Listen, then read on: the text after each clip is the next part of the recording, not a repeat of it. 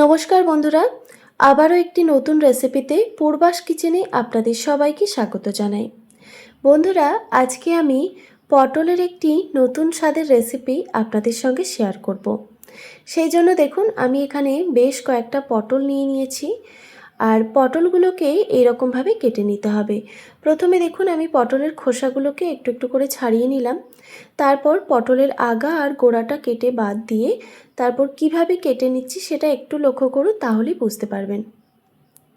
তো দেখুন, একটা পটল কিন্তু আমার কাটা হয়ে গেছে।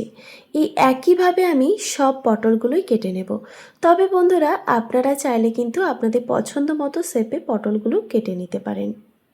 তো সব পটলগুলো কেটে পরিষ্কার করে ধুয়ে নিয়েছি। এবার এই রেসিপিতে আমার লাগছে ক্যাপসিকাম। তো দেখুন, এখানে আমি একটা বড় সাইজের ক্যাপসিকাম নিয়েছি। তো ক্যাপসিকামটা আমি পুরো ব্যবহার করব না, এই অর্ধেকটা নেব আর অর্ধেকটা রেখে দেব। তো ক্যাপসিকামগুলোকেও আমি কেটে নিচ্ছি দেখুন।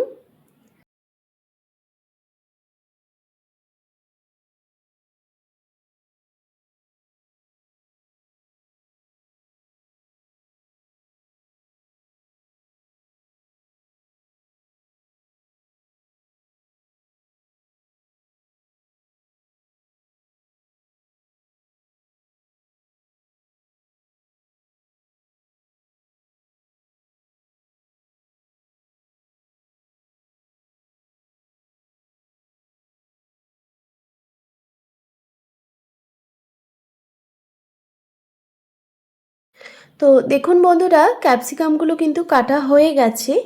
তো এবার আমি একটি বাটিতে ক্যাপসিকামগুলোকে তুলে নিয়ে তারপর পরিষ্কার করে ধুয়ে নিয়েছি। তারপর দেখুন, এখানে একটি কড়াইতে দিয়ে দিচ্ছি পরিমাণ মতো সর্ষের তেল। এবার গ্যাসের ফ্লেমটা মিডিয়াম টু হাই রেখে ক্যাপসিকামগুলোকে প্রথমে ভেজে নেব। তো তেলটা খুব ভালোভাবে গরম হয়ে গেলে তখন কেটে রাখা ক্যাপসিকামগুলো দিয়ে দিলাম। তারপর গ্যাসের ফ্লেমটা মিডিয়াম টু হাই রেখে ক্যাপসিকামগুলোকে বেশ ভালোভাবে ভেজে নিতে হবে, কোনো রকম ঢাকা চাপা ছাড়াই। তো বন্ধুরা, ক্যাপসিকামগুলো ভাজার সময় অবশ্যই স্বাদমতো নুন দিয়ে দিতে হবে।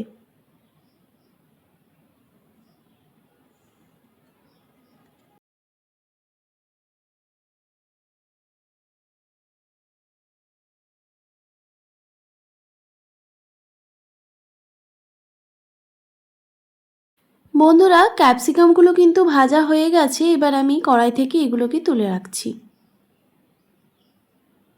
এবার ওই তেলের মধ্যেই আমি পটলগুলো ভেজে নেব। কেটে পরিষ্কার করে ধুয়ে রাখা পটলগুলো দিয়ে দিলাম। এরপর দিয়ে দিচ্ছি পরিমাণ মতো নুন। এরপর গ্যাসের ফ্লেমটা মিডিয়াম টু হাই রেখে পটলগুলোকে বেশ লাল লাল করে ভেজে নিতে হবে। পটলগুলো যতক্ষণে ভাজা হচ্ছে ততক্ষণে আমি মশলাটা রেডি করে নিই। এই রেসিপিতে আমি যেই মশলাটা ব্যবহার করব সেটা রেডি করে নিচ্ছি। তো একটা মিক্সিং জারে দিয়ে দিলাম একটা মিডিয়াম সাইজের টমেটো কুচি, আর ঝালের জন্য দিয়ে দিচ্ছি দুটো শুকনো লঙ্কা। এরপর দিয়ে দিচ্ছি পরিমাণ মতো পোস্ত। তো বন্ধুরা, এখানে বলে রাখি, আপনারা ঝালের পরিমাণটা অবশ্যই কমিয়ে কিংবা বাড়িয়ে দিতে পারেন। আমি এখানে দুটো শুকনো লঙ্কা নিয়েছি, আপনারা চাইলে কিন্তু কাঁচা লঙ্কা দিয়েও এই রেসিপিটা বানিয়ে নিতে পারেন। তারপর দেখুন, সামান্য পরিমাণে জল দিয়ে এই মশলাটাকে ভালোভাবে বেটে নিয়েছি। এবার এই মশলাটা সাইডে সরিয়ে রাখলাম পরে ব্যবহারের জন্য। আর এই দিকে দেখুন, পটলগুলো ভাজা হয়ে গেছে। পটলগুলো এবার আমি কড়াই থেকে তুলে রাখছি।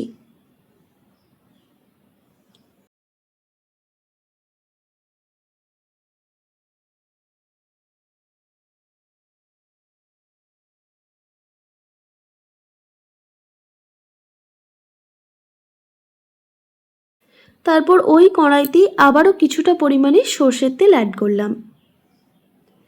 এবার এই তেলটা খুব ভালোভাবে গরম করে নিতে হবে।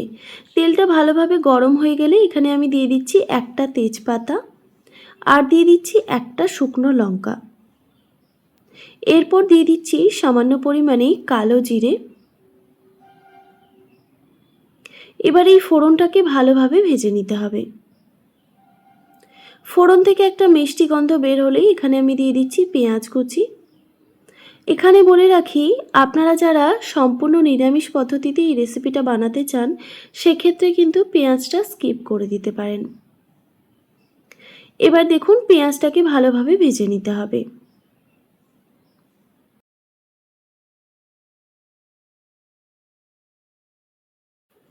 পেঁয়াজগুলো কিন্তু আমি হালকা ব্রাউন কালার করে ভেজে নিয়েছি। দেখুন এর থেকে কিন্তু আর বেশি ভাজবো না, এর থেকে বেশি ভাজলে দেখবেন পেঁয়াজের একটা ফ্লেভার থাকে সেটা চলে যায়। তো এই সময় আমি দিয়ে দিচ্ছি বেটে রাখা মশলাটা, যেটা আমরা আগেই রেডি করে রেখেছিলাম। এরপর মিক্সির মগ ধোয়ার সামান্য একটু জলও দিয়ে দিলাম। এরপর দিয়ে দিচ্ছি স্বাদ মতো নুন। এরপর দিয়ে দিচ্ছি হলুদের গুঁড়ো পরিমাণ মতো,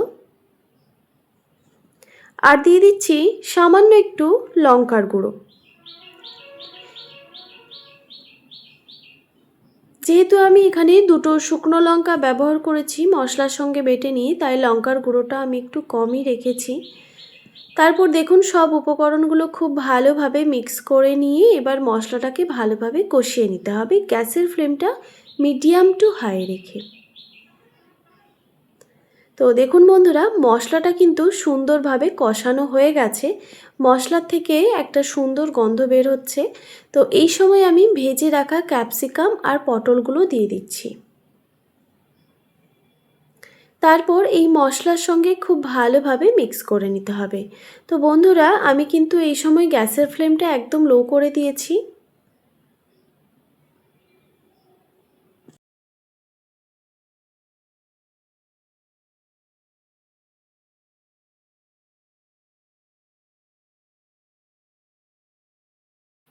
মশলার সঙ্গে খুব ভালোভাবে মিক্স করে নিয়ে তারপর এখানে দিয়ে দিচ্ছি পরিমাণ মতো জল। বন্ধুরা, এই রেসিপিতে খুব বেশি জলের প্রয়োজন পড়ে না, তাও এই পটল আর ক্যাপসিকামগুলো সেদ্ধ হওয়ার জন্য যতটুকু জলের প্রয়োজন ঠিক ততটুকুই আমি ব্যবহার করলাম। তারপর খুব ভালোভাবে আবারও নাড়াচাড়া করে নিতে হবে। তো বন্ধুরা, আমার মনে হয়েছিল আরও একটু জলের প্রয়োজন, তাই আমি আরও একটু সামান্য পরিমাণে জল দিয়ে তারপর ভালোভাবে নাড়াচাড়া করে দিয়ে গ্যাসের ফ্লেমটা হাই রেখে একটি ঢাকনা দিয়ে ঢেকে রেখে দিচ্ছি প্রায় 5 থেকে 7 মিনিট মতো। তো গ্যাসের ফ্লেমটা হাই ছিল, তারপর যখন জলটা ফুটে গেছিলো তখন আমি গ্যাসের ফ্লেমটা একদম লোতে রেখে দিয়েছিলাম। তারপর দেখুন 5 থেকে 7 মিনিট পর আমি ঢাকাটা সরিয়ে নিলাম। তো বন্ধুরা, আমাদের রেসিপি কিন্তু একদম রেডি হয়ে এসেছে। তো পটলগুলো সুন্দরভাবে সেদ্ধ হয়ে গেছে।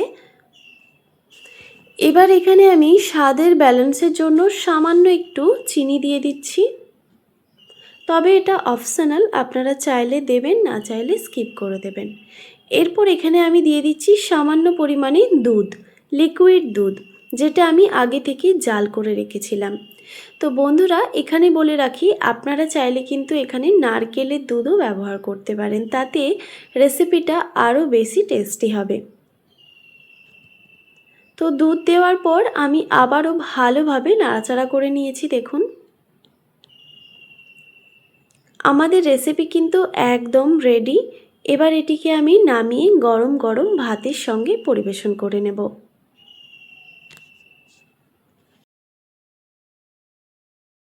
তো দেখতেই পেলেন বন্ধুরা, কত সহজে তৈরি হয়ে গেল পটলের দুর্দান্ত স্বাদের এই রেসিপি। আশা করি আজকের এই রেসিপি আপনাদের ভালো লেগেছে। ভালো লেগে থাকলে অবশ্যই একটি like, comment, share and subscribe করে দেবেন, আর পাশে থাকা বেল আইকনটিও প্রেস করে দেবেন। তাহলে নিত্য নতুন রান্নার ভিডিওগুলি আপনাদের কাছে পৌঁছবে। ভালো থাকবেন, সুস্থ থাকবেন। দেখা হচ্ছে নতুন কোনো রেসিপি নিয়ে। ধন্যবাদ।